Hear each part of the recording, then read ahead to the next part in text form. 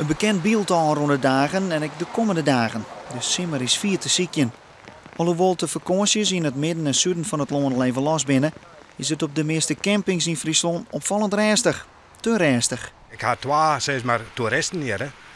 En nou een stuk of 10 caravans, dat ben werkvolk. Die ben bij blij aan het boden.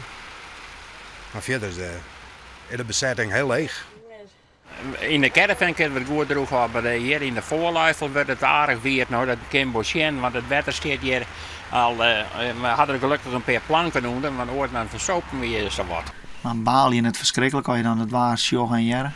Ja, maar we hebben hier ook al van de hitte achter de caravan zitten. Dat is echt net plezierig. Troch het middenwaar is de bezetting op gongcampings maar zo'n 15%. Ook op het parkeerplak bij de boord naar Skimo zeggen soort lege plakken. Dagjes meestal bleven fort.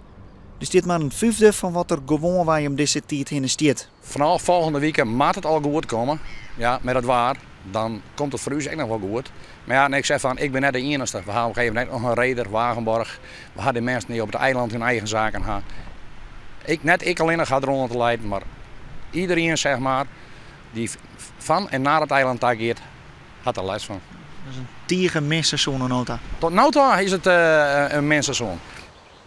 Ik had voor het wel mee rust en ruimte, maar zo rustig wil ik het net hebben. En wat betekent dat voor het seizoen? Ja, nou ja, de voorspellingen ben ik heel slecht.